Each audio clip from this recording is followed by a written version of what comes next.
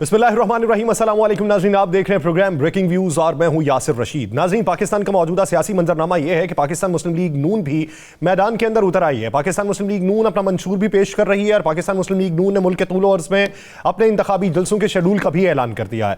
इसी ज़मन में आज ओकाड़ा में पाकिस्तान मुस्लिम लीग नून की सीनियर नायब सदर मरियम नवाज मौजूद थी और उन्होंने तंज के काफ़ी नश्तर बरसाए हैं। उन्होंने पाकिस्तान तहरीक इंसाफ को भी आड़े हाथों लिया है। उन्होंने ये कहा कि गुनाहगार की माफ़ी हो सकती है लेकिन जालिम की माफ़ी नहीं हो सकती। मरियम नवाज साहिबा ने जिस तरीके से ये बात की है, इसके बाद पाकिस्तान तहरीक इंसाफ की तरफ से भी रिबर्डल्स आना शुरू हुए हैं। लेकिन दूसरी तरफ पाकिस्तान पीपल्स पार्टी के चेयरमैन बिलावल भुट्टो जरदारी ये समझते हैं कि पार्लिमानी सियासत से महरूम होने के बाद पाकिस्तान तहरीक इंसाफ अब कहीं दिखाई नहीं दे रही। उनके नजरिए में इस वक्त सिर्फ तीर और शेर का निशान है जिसपे इलेक्शन हो रहे हैं और वो ये कहते हैं कि जब बल्ला मौजूद नहीं रहा तो तीर के निशान के ऊपर ठप्पा लगाएं, हमारा साथ दें। उन्होंने मुख्तलिफ सियासी जमातों को तामुल मिजाजी का भी दर्स दिया है और उसके साथ साथ वो अपना जो तनकीदी हदफ है उस पर पाकिस्तान मुस्लिम लीग नून को भी रखे हुए हैं।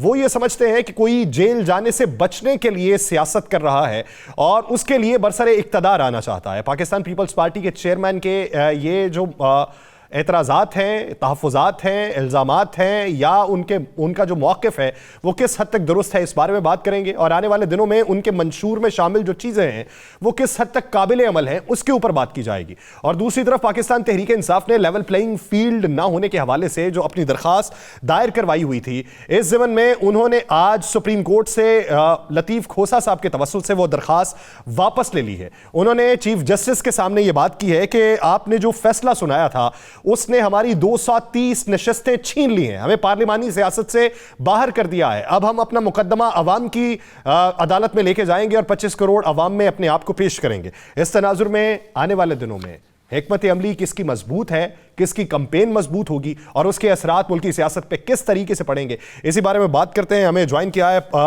इस्तेकाम पाकिस्तान पार्टी के सीनियर रहनुमा महमूद मौलवी साहब ने, पाकिस्तान पीपल्स पार्टी के रहनुमा बैरिस्टर आमिर हसन साहब ने और कुछ देर में सीनियर तजियाकार नसरुल्लाह मलिक साहब भी हमें ज्वाइन करेंगे।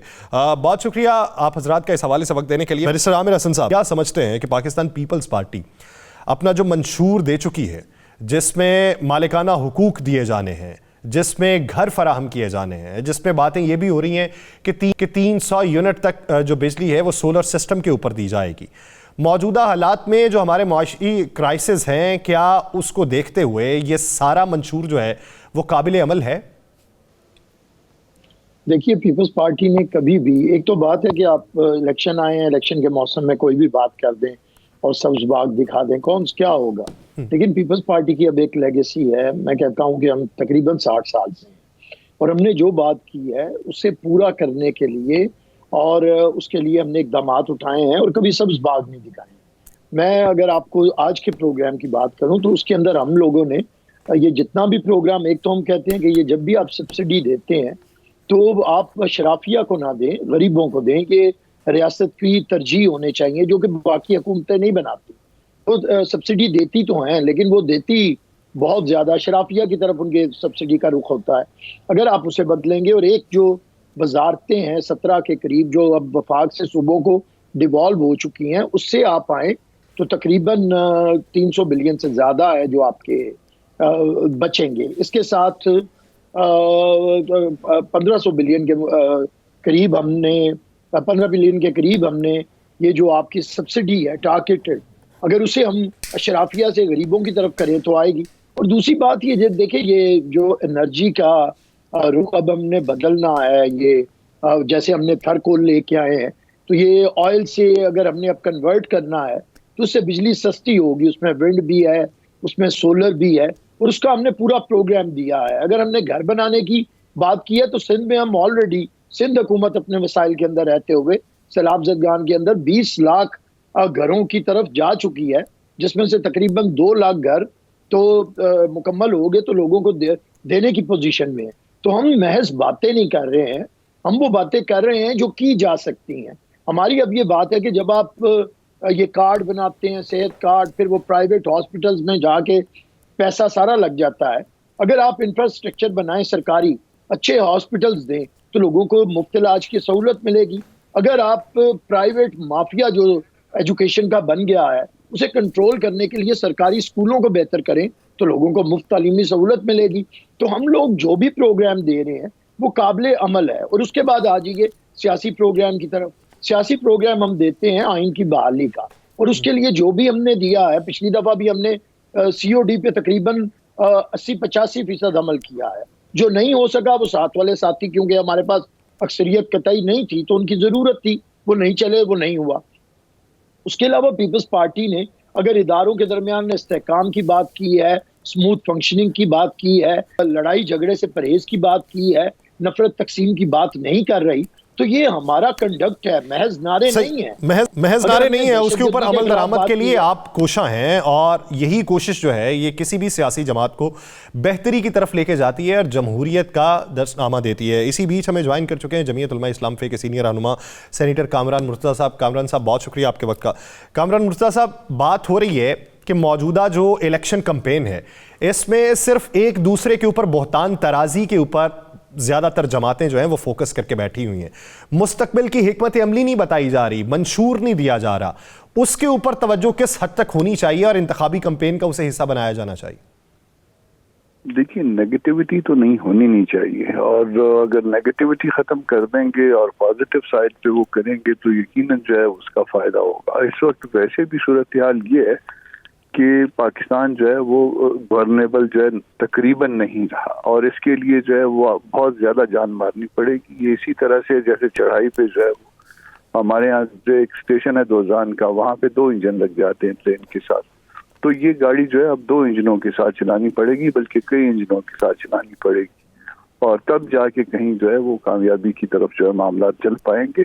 नेगेटिव छोड़ दीजिए, हम सब ने गलतियां की हैं, कहीं ना कहीं पे किसी ना किसी जगह पे किसी पे हर एक पे बल्कि तनकीद हो सकती है किसी हवाले से, मगर अगर वो तनकीद करते रहेंगे तो तलखी मजीद बढ़ेगी। अब मेरा ख्याल है कि आगे बढ़ने के लिए जो पॉजिटिव साइड पे आए और प्रोग्राम दें कि प्रोग्राम क्या है हमारे पास, और उस प्रोग्राम को लेके फिर चलें भी, और कम से कम एक चीज अहद हम करें सारे, कोई जो वो लीकेज या फंड की वो ना होने पाए। अच्छा कामरान साहब, ये माजी करीब में जो हुकूमत बनी थी वो भी काफ़ी इंजन्स के साथ ट्रेन को चलाने की कोशिश की गई थी, लेकिन उसमें कामयाबी बहुत ज़्यादा दिखाई नहीं दी। तो क्या उसे एक्सेप्शनल केस समझ के छोड़ दिया जाए और मुस्तकबिल की बात अलग से की जाए?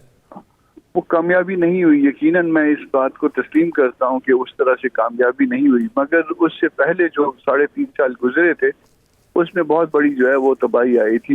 आप मतलब एक चीज फर्ज करिए कि आपको 10 रुपए की बेचनी है और आप उसको 5 रुपए की बेचना शुरू कर दें, और पाकिस्तान जैसे मुल्क में तो फिर जहाँ पे कोई आपके पास वसाइल ना हो और मसाइल ज्यादा हो तो उसका अल्टीमेट नतीजा निकलेगा। उस हुकूमत की आप 1-2 कामयाबियां सिर्फ समझ सकते हैं। एक कामयाबी ये है कि उसमें आपने डिफॉल्ट से बच गए, और दूसरी कामयाबी ये है कि बहुत से राब्ते जो है जिसमें अगले 10 साल का मंसूबा था वो काट दिए गए। ये 2 बातें जो है ना उसके प्लस साइड पे जाती है। अदरवाइज जो है ना हम भी यकीनन हमारी कमजोर हुकूमत थी, और कमजोर हुकूमत में उसमें बहुत सी पार्टियों का होना भी एक वजह यकीनन थी। सही। महमूद मौलवी साहब, जिस तरीके से उन्होंने एक सजेशन दी कामरान मुर्तज़ा साहब ने, और आप भी इसके ऊपर पहले काफ़ी तबसरा कर चुके हैं कि सभी जमातों को साथ लेके चलना पड़ेगा, लेकिन उसके लिए सहूलतकारी का इकदाम कौन उठाएगा? क्योंकि पोलराइजेशन इस हद तक हो चुकी है, आप जिसको भी देखें वो दूसरे के मुखालिफ ही बात कर रहा है, कोई हिमायत में तो बात कर नहीं रहा। माजी करीब में एक दूसरे के साथ रहने वाले भी मौक़िफ़ की तायीद नहीं करते। जिस तरीके से जमीयत उलमा इस्लाम फे मुश्किल में है, वो समझती है कि उसे टारगेट किया जा रहा है, लेकिन उसके हक में बोलने वाली कोई और जमात नहीं है, जो उस प्लेटफॉर्म के साथ रही वो भी नहीं है। तो इस ज़िमन में किरदार कौन अदा करेगा? देखिए, ये बदकिस्मती है कि देखिए न जमीयत उलमा इस्लाम जो है इतना साथ देने के बावजूद, और बड़े इन्होंने पूरी जो है PDM खुद बनाई, सबको लेके साथ चला। ये हमारे यहाँ देखें ये कल्चरल है कि देखें जो वो साथ नहीं दे रहे, और बड़ा मैं कहूँगा कि इनका हमेशा साथ देना चाहिए। एक बड़ी ये भी एक वर्दी भी बड़ी पार्टी है, वाई नॉट। देखें इसका जो है इस चीज़ को जो मैं देख रहा हूँ, मिल के साथ चलें, उसके अलावा कोई और इनको सबको साथ नहीं चला सकता। और ये सबके हक में होगा कि मैं ये नहीं कहूँगा कि सारी पार्टी, भले 2 पार्टी या 3 पार्टी, बड़ी पार्टियाँ मिल के इस मुल्क को लेके साथ चलें ताकि मुल्क को इस बहरान से निकालें।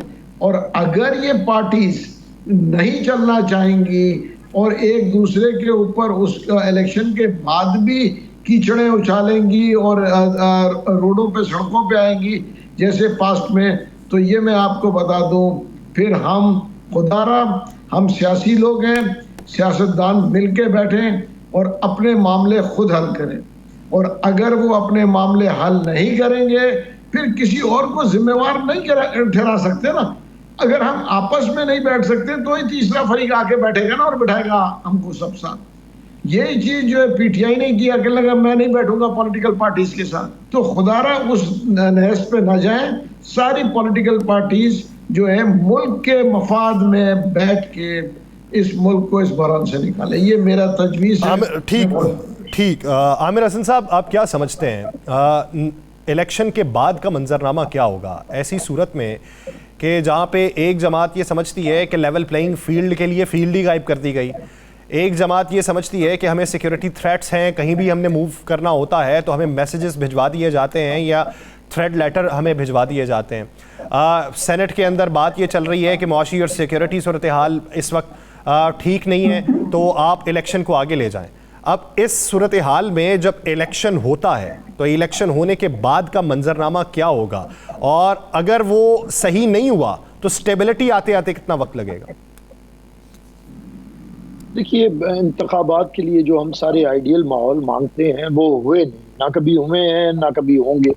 होना चाहिए, सोच हमारी यही होनी चाहिए कि बेहतर से बेहतर हो। लेकिन आज अगर सिक्योरिटी के मसाइल अगर कहे जाएं या मौसम के, तो इसी मौसम में बहुत दफ़ा इलेक्शंस हुए हैं और रिजल्ट्स माने गए हैं, और इससे ज़्यादा बदतरीन हालात में सिक्योरिटी के, मैं इसकी मिसाल हमेशा 2008 के इलेक्शन 7 और 8 की कैंपेन जो थी उसके देता हूँ। इलेक्शंस हुए हैं और नताइज माने गए हैं।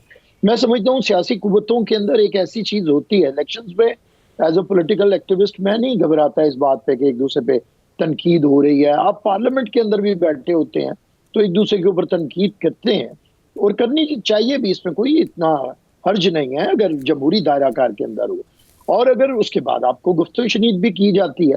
और मैं एक बात से इख्तलाफ करूंगा मौलवी साहब की एक बात से कि एस्टेब्लिशमेंट को मेक श्योर करना चाहिए कि पॉलिटिकल पार्टीज को साथ बिठाए। मैं समझता हूँ नहीं, पॉलिटिकल पार्टीज में इतनी एबिलिटी है, ये आज नहीं है, ये हर वक्त बैठे हैं 70 की दहाई से लेके और आज तक उनमें बैठने की सलाहियत है कि जब मुल्क को ज़रूरत हो। सियासी क़यादत इतनी मुदब्बर है कि वो समझती है, बल्कि मामला तब ख़राब हुए हैं कि जब एस्टेब्लिशमेंट बीच में आई है। मैं आपको ये 77 की मिसाल दूंगा, वगरना सियासी क़यादत तो बैठी थी और मसाइल हल भी हो रहे थे। तो मैं आज भी समझता हूँ कि पाकिस्तान के अंदर सियासतदानों पर एतमाद करें। अगर सियासतदान मुल्क बना सकते हैं, अगर सियासतदान मुल्क को एक मुत्तफ़िका आइन दे सकते हैं, अगर पाकिस्तान के सियासतदान अवाम के लिए इकट्ठे बैठ सकते हैं, कमियां कोताहियां हो सकती हैं, लेकिन ये कहना कि उन्हें किसी सुपरविजन की ज़रूरत है, फिर उनकी सुपरविजन की ज़रूरत है कि जिन्हें बिल्कुल सियासत में, जिनका जो इदारा खुद कह चुका है कि हम पॉलिटिकल हैं और हमसे ब्लंडर हुआ अगर हम सियासत में आए थे, तो मैं नहीं समझता उनसे तवक्को रखनी चाहिए।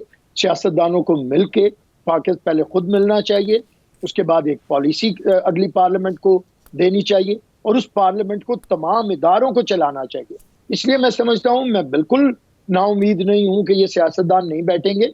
इलेक्शंस में हर जगह ऐसे होता है, ये तो कोई बात नहीं कि क्या घरों में एक दूसरे पे तनकीद नहीं होती है, एक दूसरे के मामलात पे आप तनकीद भी करते हैं, लेकिन इसका ये मतलब नहीं होता कि आप एक घर में नहीं रह सकते हैं।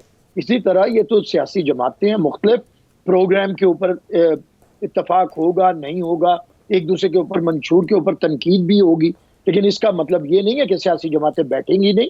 बैठती रही हैं, बैठती हैं और बैठेंगी। मैं समझता हूँ कि आने वाली असेंबली, आने वाली हुकूमत इंशाल्लाह चलेगी। शकूक व शुबात के बावजूद कुछ खराबियाँ हुई हैं, कुछ खराबियाँ ऐसी भी हैं कि कुछ चले इदारों की तरफ से अगर मैं कहूँ कि कोई गलतियाँ हो सकती हैं तो खुद किसी सियासी जमात की तरफ से भी रही होंगी कि उसने भी इदारों के साथ ऐसे मामलात किए हैं। तो इसके बावजूद मैं बड़ा उम्मीद रखता हूँ कि तमाम सियासी, अभी तो मौलवी साहब कह रहे थे कि पीपल्स पार्टी और नून लीग का इत्तेहाद, मैं तो ये समझता हूँ कि पीपल्स पार्टी में ये सलाहियत है कि जितनी जमातें बशमूल आज़ाद उम्मीदवार आएंगे पीपल्स पार्टी उन सबको इकट्ठा चलाने की सलाहियत रखती है और इंशाल्लाह ऐसा होगा।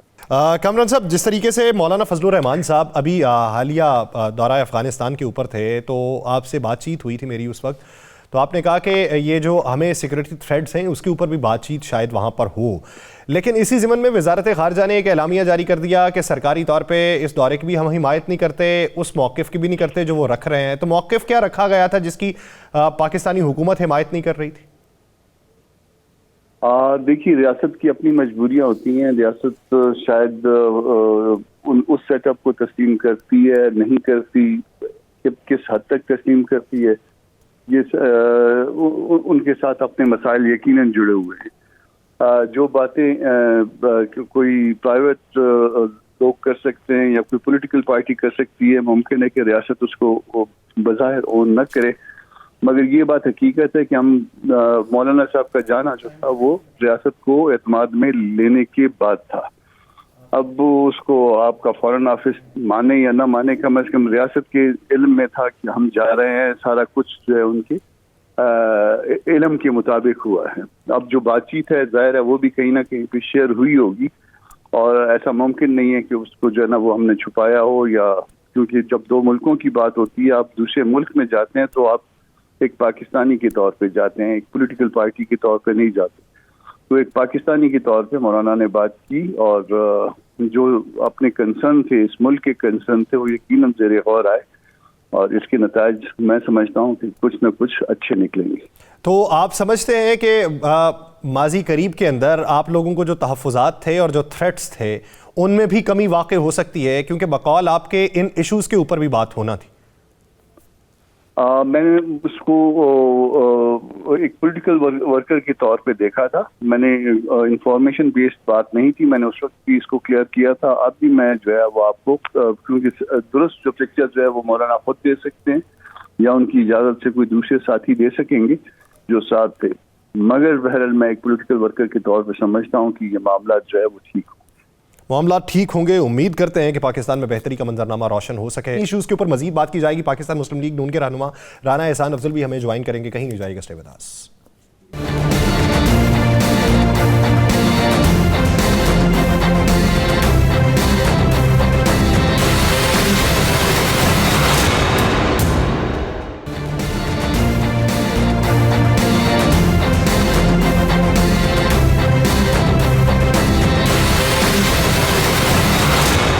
ब्रेक के बाद खुश आमदीद नाज़रीन। मौजूदा सियासी मंजरनामे में बात हो रही है, जिस तरीके से बैरिस्टर आमिर हसन साहब ये कह रहे हैं कि रऊनत इस वक्त पाकिस्तान मुस्लिम लीग नून के लहजे से टपक रही है, वो क्यों है और वो इस तरह का तासुर क्यों देना चाह रहे हैं, तो तासुर क्यों दिया जा रहा है या तासुर इस तरीके से बन रहा है, इसी बारे में बात करते हैं। पाकिस्तान मुस्लिम लीग नून के रहनुमा राना एहसान अफजल साहब इसी बीच हमें ज्वाइन कर चुके हैं। राना साहब, बहुत शुक्रिया आपके वक्त का।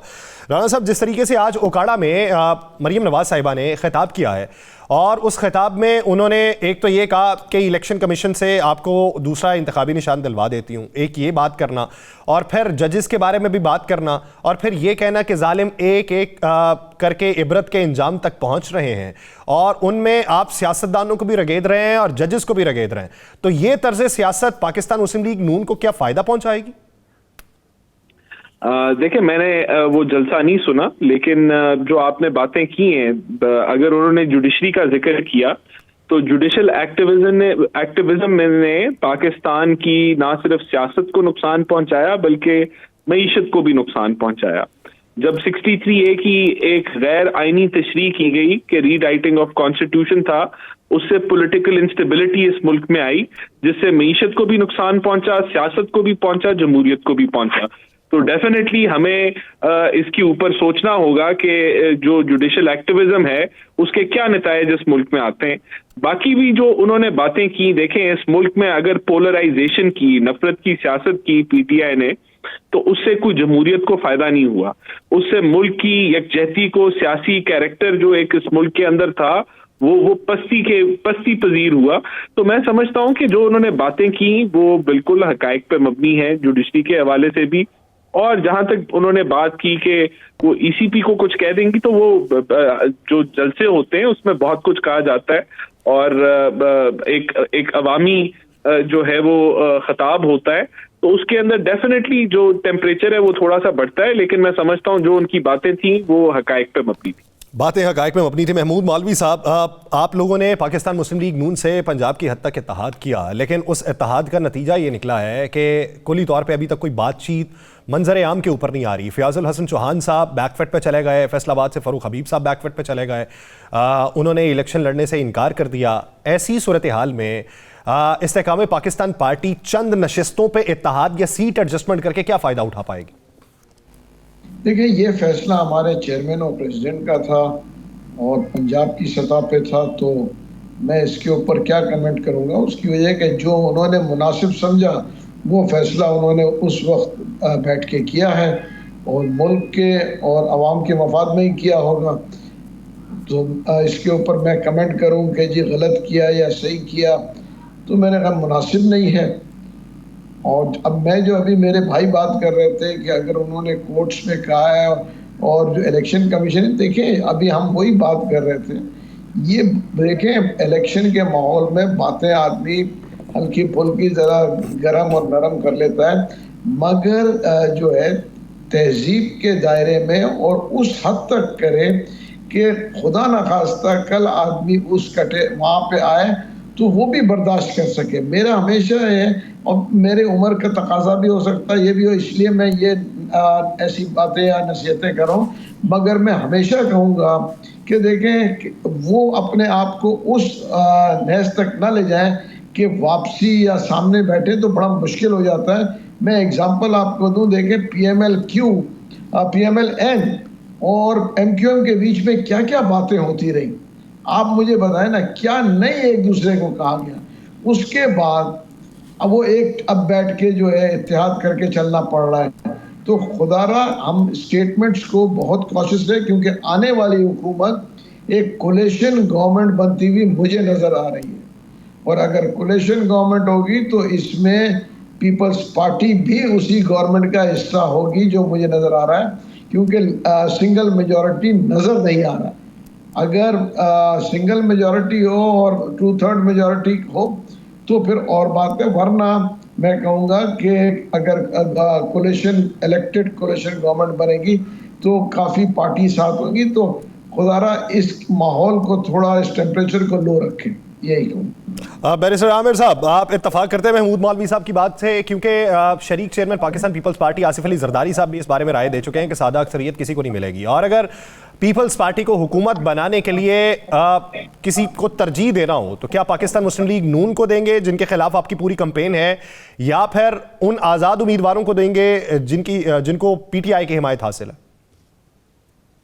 देखिए, तरजीह आपकी पसंद नापसंद पे नहीं होती। जब इंतखाबात होंगे, अवाम का मूड क्या आता है, अवाम किसी की मोहब्बत में मैंडेट देते हैं, किसी की नफरत में देते हैं, किसी प्रोग्राम पे देते हैं या किसी प्रोग्राम की मुखालिफत में देते हैं, जब वो चीज़ें आएंगी तो पॉलिटिकल पार्टीज उसके बाद फैसला करती हैं। लेकिन बहरहाल पाकिस्तान पीपल्स पार्टी इस मुल्क की वाहिद पॉलिटिकल फोर्स है कि ना जिसने दरवाजे बंद किए हैं किसी सियासी कुव्वत के लिए और ना उसके लिए कभी दरवाजे बंद हुए हैं।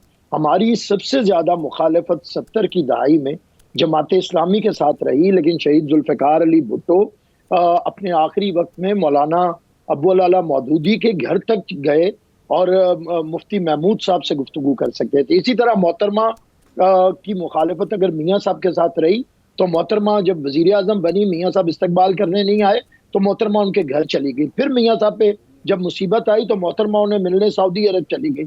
इसी तरह मियाँ नवाज शरीफ ने प्रेसिडेंट आसिफ अली जरदारी को जेल में रखा, लेकिन जब मियाँ साहब जेल में गए तो प्रेसिडेंट आसिफ अली जरदारी ने उनके लिए नेक तमन्नाओं का और उनके लिए हमदर्दी का इजहार किया और उनके साथ चले हम लोग। और इसी तरह PTI के बारे में भी हम किसी के बारे में, कोई सियासी जमात, कोई सियासी गिरोह, फर्द हमारे दरवाजे बंद नहीं है। वाहिद पाकिस्तान पीपल्स पार्टी है जो अपोजिशन में और हुकूमत में हर जमात इसकी इत्तेहादी रह चुकी है।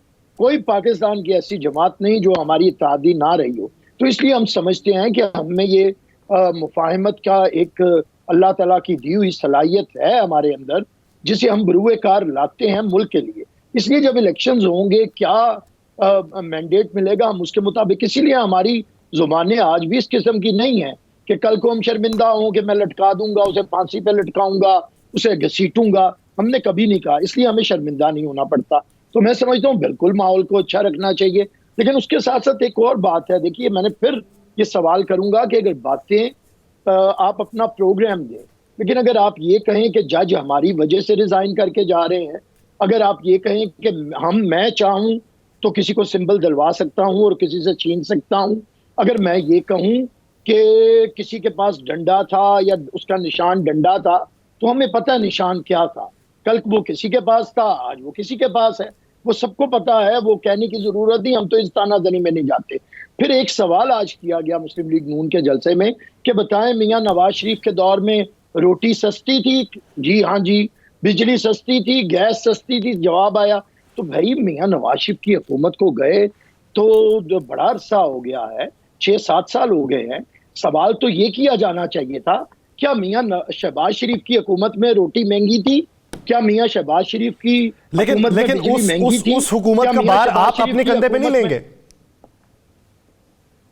फरमाएं। उस हुकूमत का भार जो है वो आप अपने कंधे पे नहीं लेंगे? मैं बार बार इसका जवाब दे चुका हूं, हम भार लेंगे जो भार हमारे सर पे होगा। लेकिन अगर मिफ्ता और डार साहब की चपकलिश होगी, सारे मुआशी फैसले लंदन जाके किए जाएंगे, तो हमने अगर तानाजनी नहीं की तो हम बाहर तो नहीं ना लेंगे।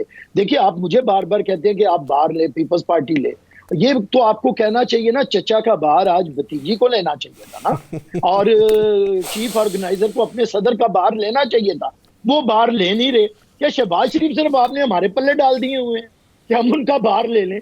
मैं तो ये कह रहा हूं उनके घर वाले तो पहले बाहर लें, जब वो जी राना साहब का है वो लेंगे तो फिर हम भी अपना बाहर ले लेंगे। मौजूदा सूरत हाल में महमूद मौलवी साहब, आप हर दफा बाहर मुझे कहते हैं कि पीपल्स पार्टी बाहर ले, बाहर इन्होंने लेना, भाग जाते हैं, कोई बाहर ही नहीं ले रहा। अब चचा के बारे में भतीजी बात नहीं करेगी, सदर के बारे में चीफ ऑर्गेनाइजर और सीनियर वाइस प्रेसिडेंट बात नहीं करेगी, तो कौन करेगा?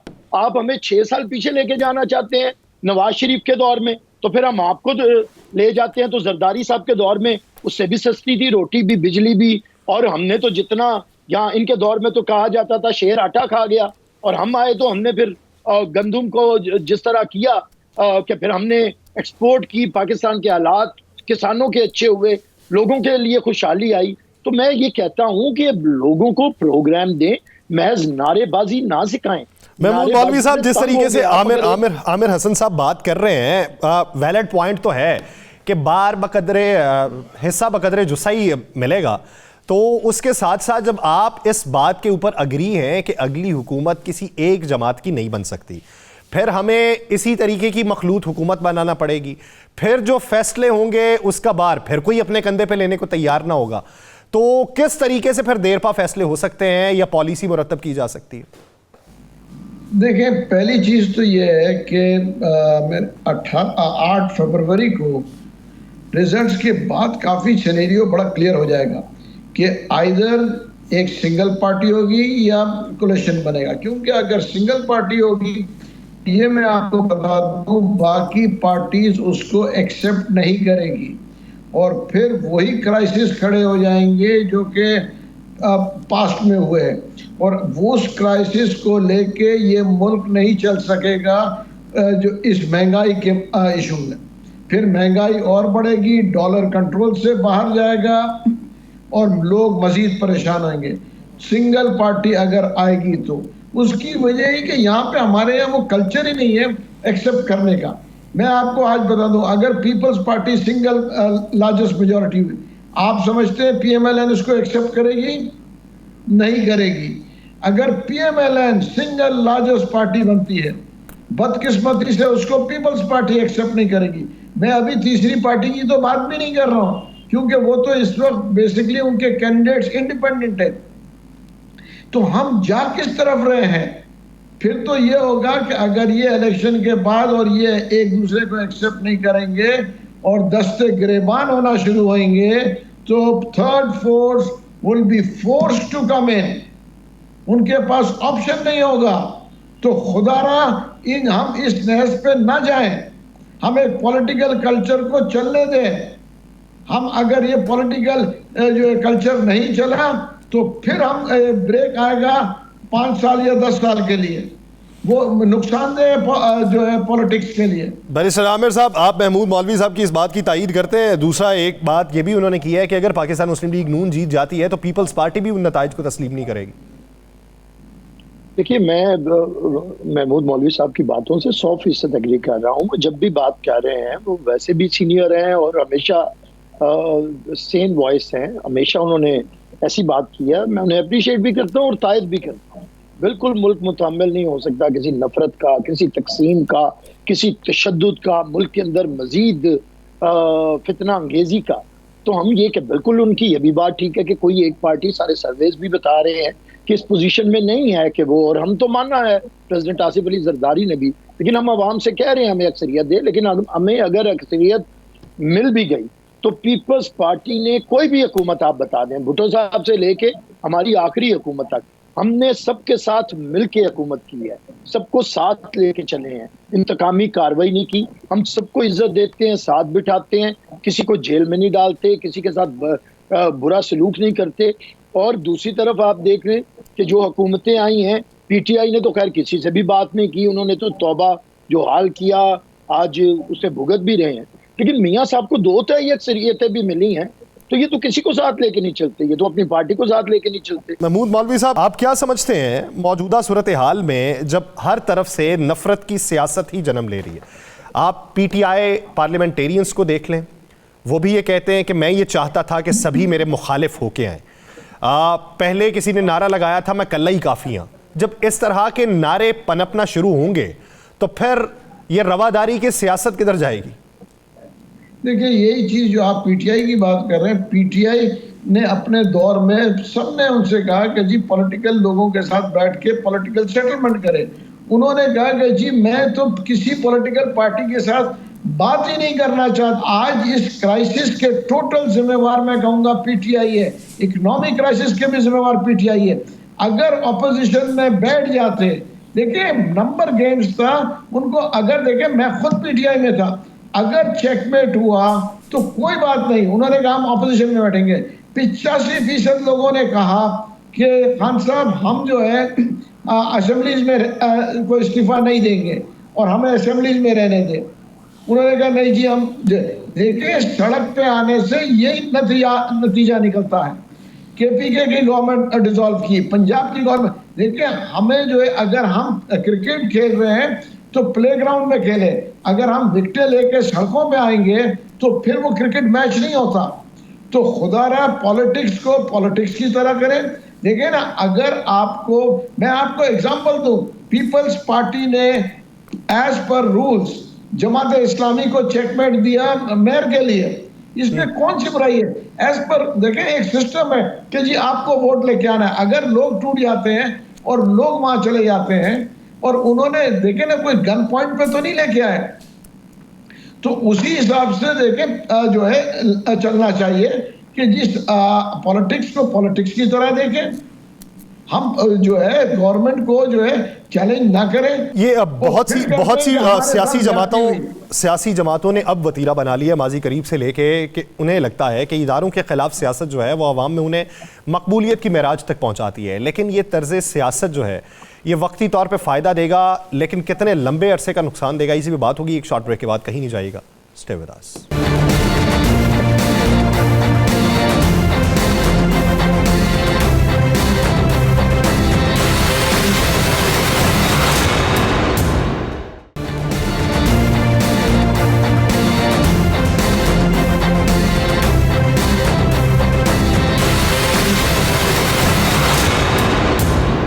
ब्रेक के बाद खुशामदीद नाज़रीन। मौजूदा अगर इंतखाबी मंशूर जमातों के देखें तो इंतखाबी मंशूर किस हद तक काबिल अमल हैं, क्योंकि सियासत में बहतान तराजी बहुत आसान काम है। माजी की हुकूमतों में बहतान तराजी करते रहें, माजी के अपने जो एडवेंचर्स थे उनका तज़किरा करते रहें, माजी में अपने प्रोजेक्ट्स का तज़किरा करते रहें, लेकिन हाल में जीते हुए लोगों को मुस्तकबिल महफूज बनाने का जो इंदिया देना है या उसका जो इशारा करना है, वो प्लान किन किन जमातों के पास है? बुनियादी तौर पर बहस और मुबाहिसा जो है उसका टॉपिक ये होना चाहिए, लेकिन हमारे यहाँ उन्वानात रोजाना की बुनियाद पर तब्दील हो जाया करते हैं। महमूद मौलवी साहब, एक जानिब अगर देखा जाए पाकिस्तान मुस्लिम लीग नून जो अभी जलसे नहीं कर रही थी, उसने भी बाकायदा तौर पर इंतखाबी जलसे करने शुरू कर दिए हैं।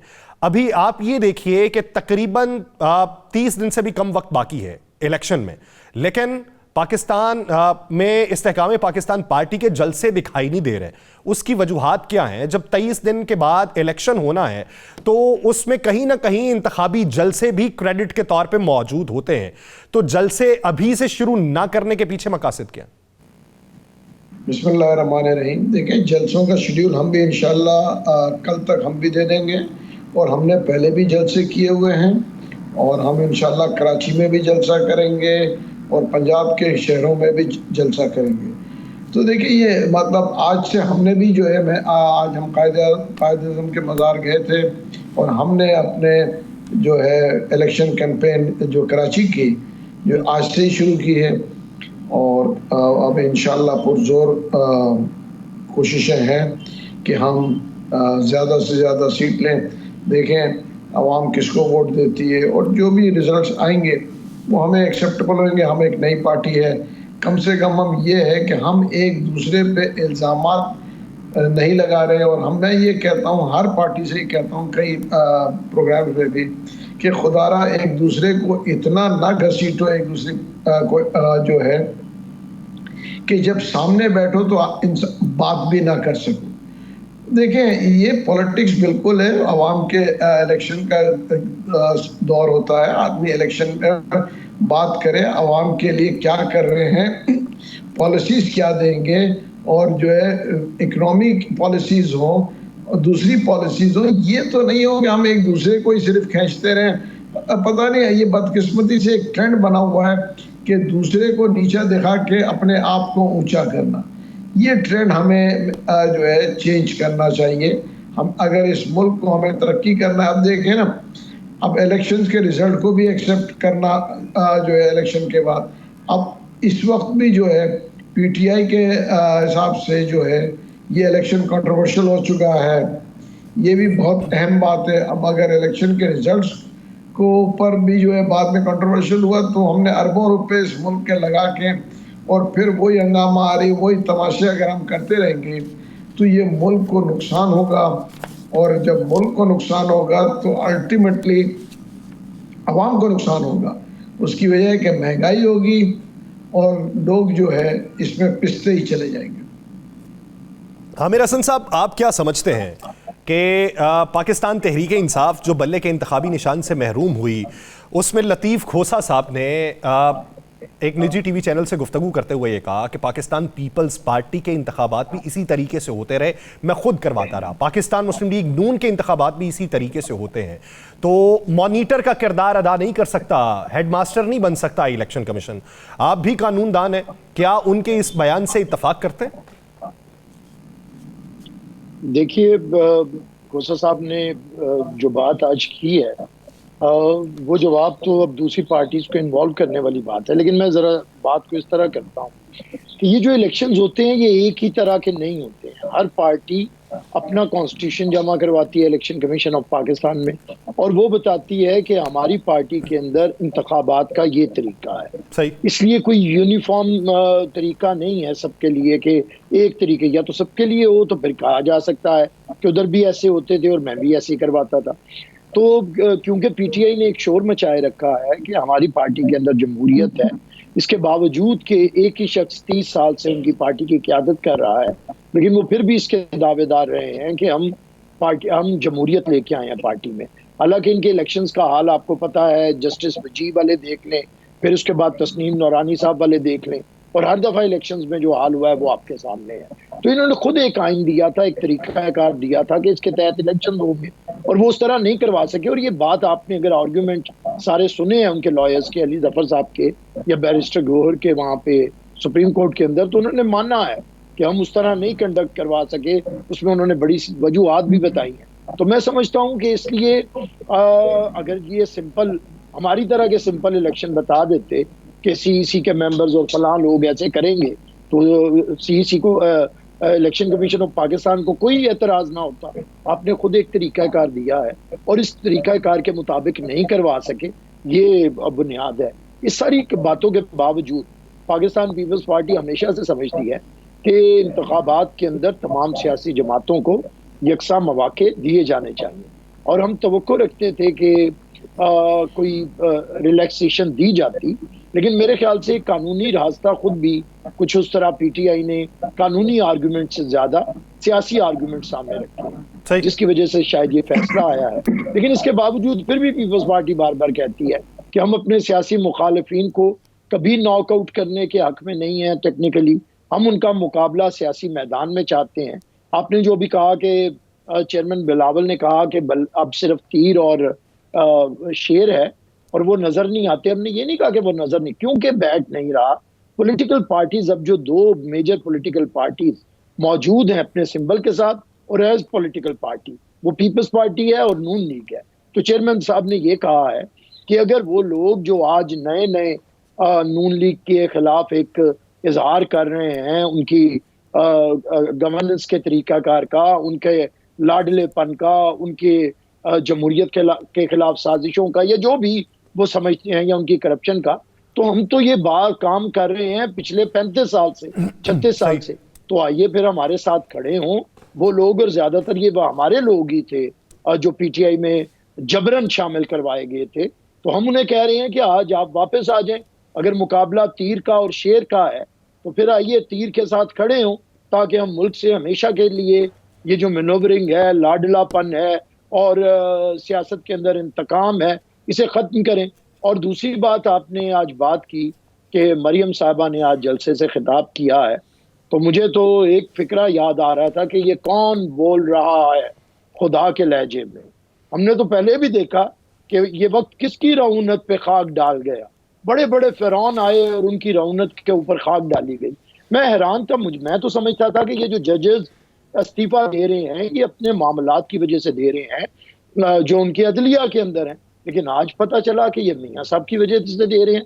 क्या मियाँ साहब ने कोई शराइत रखी है कि फलां जजेस इस्तीफा देंगे? मैंने तो पाकिस्तान में होना तो यही चाहिए था, क्योंकि जज इसलिए इस्तीफा दे कि वो पाकिस्तान के अवाम को इंसाफ नहीं दे सकता। लेकिन खानदान शरीफा का ये दावा है कि क्योंकि इन्होंने मियाँ नवाज शरीफ के साथ इनके मुताबिक मुबैना तौर पर जुल्म किया था, तो इसलिए आज वो इस्तीफा दे रहे हैं। अगर ये बात है तो बड़ी तशवीशनाक बात है कि एक शख्स के लिए इतना कुछ किया जा रहा है कि सुप्रीम कोर्ट के जजेस उसकी मर्जी से रहेंगे। वो जिसे चाहेगा वो जज रहेगा, जिसे वो चाहेगा वो जज नहीं रहेगा।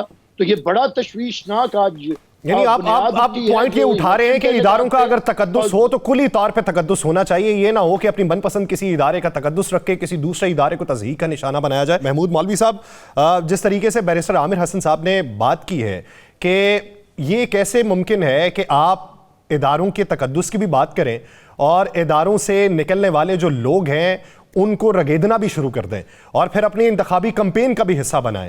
ये जो तर्ज सियासत पिछले कुछ अरसे में मुतारिफ हुआ है, बिलखुसूस पंजाब के अंदर, तो ये मुस्तकबिल पे जाके क्या असरात डालेगा? देखिए, ये जो है बहुत बुरा असर डालेगा मुस्तकबिल में, और इस किस्म की बातें करना नहीं चाहिए। अल्लाह को भी जो है ना गुरूर पसंद नहीं है। जैसे अभी मेरे भाई ने कहा बड़े बड़े आए और चले गए सूरमा, ये कहना, देखें वक्त का तकाजा ये है कि मुल्क एक बहरान में है और माशी बहरान में है, मैं कह रहा हूँ, और इसके ऊपर हम बड़ी बड़ी बातें और ये करें कि हमारी वजह से ये हो गया। देखिए, ये जो है नामुनासिब बात है और मैं कहूँगा कि ये होना नहीं चाहिए। उसकी वजह ये है, जी बिल्कुल, PMLN, पीपल्स पार्टी और मैं कहूँगा PTI भी, ये तीन बड़ी पार्टीज हैं। उसके बाद दूसरी पार्टीज भी हैं, मगर अगर ये तीन बड़ी पार्टीज एक दूसरे को, मैं आपको कहूँगा खास तौर पे मैं ये दो बड़ी पार्टीज की बात करूँगा, PMLN और पीपल्स पार्टी फिलहाल, अगर ये एक दूसरे को इस तरह तनकीद करते रहेंगे और एक दूसरे पे इतनी कीचड़ें उछालेंगे तो ये मुल्क के मफाद में अच्छा नहीं है और ना आवाम के मफाद में अच्छा है। मेरे ख्याल से दोनों रहनुमाओं को ये, मेरे ख्याल से जो है, ये अपने लोगों को और अपने सेकंड इन कमांड को ये इंस्ट्रक्शन देनी चाहिए कि अब वो बात करें मगर इस किस्म की गुफ्तगू ना करें तो बहुत बेहतर होगा। और जहाँ तक देखें जजेस का है या कोई अदलिया की हम बात करें, बदकिस्मती से अदलिया, मैं कहूँगा, इज रिस्पॉन्सिबल। आज जो हम इस जो है हशर में जो है मुल्क पड़ा हुआ है। उसकी वजह यह है कि इंसाफ जो है, दो किस्म का इंसाफ है, एक ताकतवर और अमीर आदमी के लिए और एक आम आदमी के लिए। आप ये देखें ना, जिस मुल्क में दो किस्म के इंसाफ होगा वो आगे कैसे बढ़ेगा। और वो दूसरी चीज़ है कि आम आदमी के लिए तो सालों लग जाते हैं जो है फैसला करने में, वो देख तो उससे वो क्या तवक्को करे। देखिए, रिट ऑफ द गवर्नमेंट ख़त्म हो चुकी है। जब तक रिट ऑफ द गवर्नमेंट नहीं होगी तो आप कोई भी चीज़ आप कंट्रोल नहीं कर सकेंगे। यानी आप ये हम बात बात कर आप ये बात कह रहे हैं कि मौजूदा सूरत हाल में रिट ऑफ द गवर्नमेंट खत्म है? जी बिल्कुल। देखिए, कौन से इदारों के रिट है, आप देखें कोर्ट्स का रिट नहीं है इस वक्त, वो कोर्ट्स जो है उनकी रिट नहीं है। आप लॉ एंड ऑर्डर में देखें, पुलिस की रिट इस वक्त नहीं है। इस वक्त मैं आपको कहूंगा, देखें ना, महंगे जो आदमी जो कीमत मांगता है वो अपना ले लेता है। रिट का है ऑफ द गवर्नमेंट। आप रोडों से देख लेना, कोई सिग्नल के ऊपर रुकने को तैयार है? रिट ऑफ द गवर्नमेंट है कहाँ? कभी कोई पॉलिटिकल पार्टी कहती है कि जी आप लोग टैक्सेस ना दे, कभी कोई कहता है इलेक्शन कैंपेन के दौरान कि जी आप बिजली के बिल फाड़ दें। देखिए, ऐसे होता नहीं है। रिट ऑफ द गवर्नमेंट होनी चाहिए। अगर हमें ये मुल्क को आगे लेके चलना है, अगर यहीं पे इसको जो है रिंग रिंग के चलाना है, तो फिर तो ये अग्रीएबल है। मगर अगर हमें इसको तरक्की करना है तो रिट ऑफ द गवर्नमेंट होनी चाहिए और इंसाफ जो है सबके लिए एक बराबर होना चाहिए। अच्छा, चीजें मैं आपकी तरफ महमूद मौलवी साहब दोबारा आता हूँ। आमिर हसन साहब, अगर देखा जाए तो मरीम नवाज साहिबा ने आज ये कहा है पाकिस्तान तहरीक इंसाफ वालों को कि तुम लोगों का इंतखाबी निशान बल्ला नहीं डंडा था, और अगर तुम लोग कहो तो मैं इलेक्शन कमीशन से बात करवा के वो दिलवा देती हूँ। अब इस तरीके से अगर आप मैसेज दें तो फिर वो एक सिनेरियो ये बनता है कि शायद आप लोगों की बात चल रही है। देखिए, वो तासुर देना चाह रहे हैं। जिस तरह उन्होंने सिर्फ ये 20 रोज़ा इंतखाबी मुहिम आज शुरू की है, और उसमें भी जो उनके वज़ीर आज़म के दोनों उम्मीदवार उनके घर से हो सकते हैं, वो नहीं चला रहे हैं। उन्होंने बताया है कि अवाम की तरफ आने का हमारा कोई इतना नहीं है, ज़रूरत नहीं है, हमारी बात जैसे वो कहते हैं साड़ी गल हो गई है। देखिए, मैं समझता हूँ, मैं महमूद मौलवी साहब की इस बात से एग्री करता हूँ कि कभी भी सियासी जमातों को जुबान दराजी में या एक दूसरे के ऊपर इल्ज़ामात या तानाज़नी में इस सतह तक नहीं आना चाहिए कि बाद में आप एक दूसरे का सामना ना कर सकें। इसलिए पाकिस्तान पीपल्स पार्टी की तारीख गवाह है कि हमने किसी के बारे में ऐसी जुबान इस्तेमाल नहीं की कि कल को हमें वो अल्फाज वापस लेने पड़े। कभी हमने किसी के बारे में बदजुबानी नहीं की, घटिया प्रोपेगेंडा नहीं किया, किसी को ये नहीं कहा घसीटेंगे, फांसी लगाएंगे, मार देंगे कि बाद में हमें वो बयानात वापस लेने पड़े और शर्मिंदगी हो। हम आज भी जो कह रहे हैं, और हमारी पीपल्स पार्टी की जो कैंपेन की बुनियाद है वो ये है कि हमारा मुकाबला किसी सियासी जमात से नहीं है। हमारा मुकाबला है महंगाई से, बेरोजगारी से, गुर्बत से, नफरत से, तकसीम से, तशद्दुद से, दहशतगर्दी से, जहालत से, और हम उसके खिलाफ, यही हमारा मंशूर है बुनियादी, यही हम कर रहे हैं। लेकिन एक बात बुनियादी है कि हम जब भी बात करते हैं, अब आप ज़ाहिर है इलेक्शंस पे हैं, आप पॉलिसीज के ऊपर कर सकते हैं कि भाई मेरी पॉलिसीज ये है, मैं टारगेटेड सब्सिडी तगड़ों को नहीं दूंगा, मैं आवाम की मेजॉरिटी को दूंगा, मैं लोगों की तनख्वाहें बढ़ाऊंगा, डबल करूंगा, मैं मुल्क के लोगों को मुफ्त तालीम और मुफ्त इलाज दूंगा, मैं मुल्क के अंदर नौजवानों को उनके हकूक दूंगा, उनके लिए काम। तो ये आप कर सकते हैं। और दूसरे पे ये तनकीद कर सकते हैं कि आपने हेल्थ को इग्नोर करके, एजुकेशन को इग्नोर करके सिर्फ रोड इंफ्रास्ट्रक्चर के ऊपर ज्यादा सरमाया लगा दिया। हालांकि रोड तो फिर हर 4 साल के बाद आपको बनाने पड़ते हैं, लेकिन अगर आप हेल्थ में और एजुकेशन में इन्वेस्ट करेंगे तो ये आप अपने आने वाले दहाइयों और सदियों पे इन्वेस्ट करते हैं। तो ये हम सिर्फ इस पे तो बहस होनी चाहिए। लेकिन आज फिर आए कि हम एक अरसे से कैंपेन कर रहे हैं। चेयरमैन साहब को तकरीबन 2 महीने से ज्यादा का अरसा हो गया है, अवाम के दरमियान हर सूबे में वो गए हैं, लेकिन उन्होंने बिलो द बेल्ट बात नहीं की, उन्होंने ये तानाजनी नहीं दी। जब से पीटीआई तकलीफ में है, हमने उन्हें ताने नहीं दिए, ना जेल में जाने के, ना ये कहा है कि आज तुम्हारे साथ क्या हाल हो रहा है, ना हम इस तरह की। हमने तो इन्हें भी नहीं कहा था जो हमारे साथ इतना जुल्म करते थे।